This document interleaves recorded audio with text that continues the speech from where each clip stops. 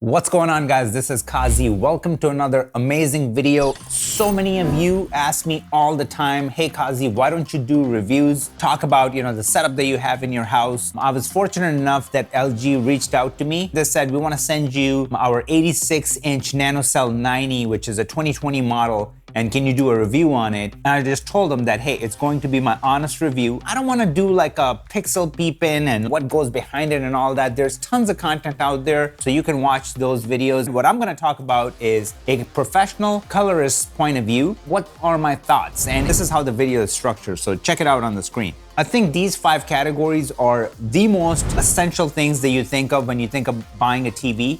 So let's just jump right in and start with the size. All right, so why did I pick size as the first category? And that's because living room traditionally is used for entertainment. You want to have that theater experience in your living room. So size does matter.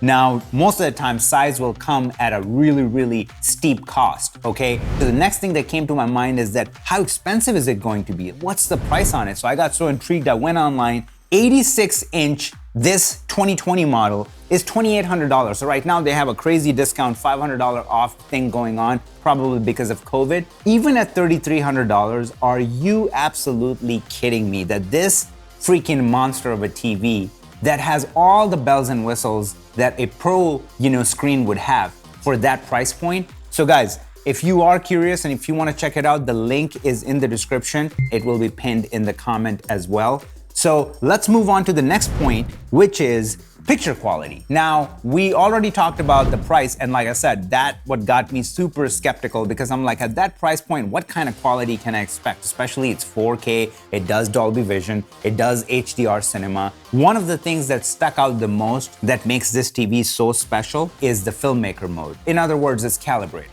I am happy to tell you that even after my calibration using the pro equipment, the difference between the two is almost negligible, okay? The only thing that jumped out to me is that the filmmaker mode was like a tiny bit more contrasty and a tiny bit more desaturated in the lower mids. To somebody that does not have 10-12 years of experience color grading day in and day out will not be able to tell the difference, okay? And yes, when I watch Zodiac, which is in 1080p on Netflix, the upscaler is unbelievable on this TV. It's sitting comfortably between OLED and high-end LED technology. So picture quality to me is consist of these 3 things. You got color accuracy, contrast, and then brightness would be third for me. I would personally go with a screen that gives me better contrast ratio than a really color accurate screen, and that's exactly what I've done in the past. I've sold my Flanders Scientific, which is a high-end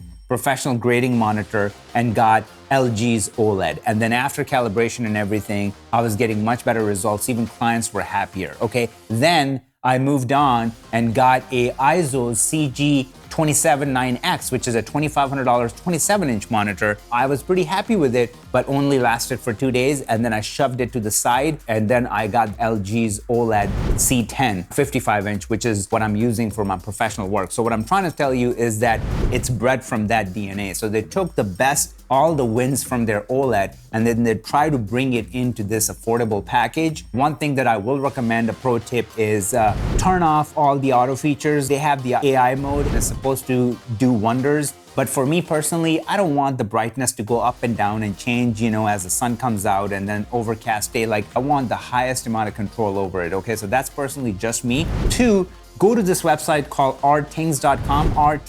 rtings.com, and then type in this particular TV model that you have, and they will give you a calibrated picture profile settings free of charge that you can just mimic and then dial everything in. And now I want to move into our viewing angle, and I can again happily tell you that big difference, and this probably has a lot to do with the NanoCell technology that they're using, because my son would sit right here when we're watching movies and never once complained about, like, dude, it's looking different, it's looking washed out, whatever. Our dinner table is right here. I've been watching TV from here, and never once I wanted to just do this and kind of wanted to be in the center to get the best image quality. Not to mention that look at where our couch is sitting, and the TV is so much higher.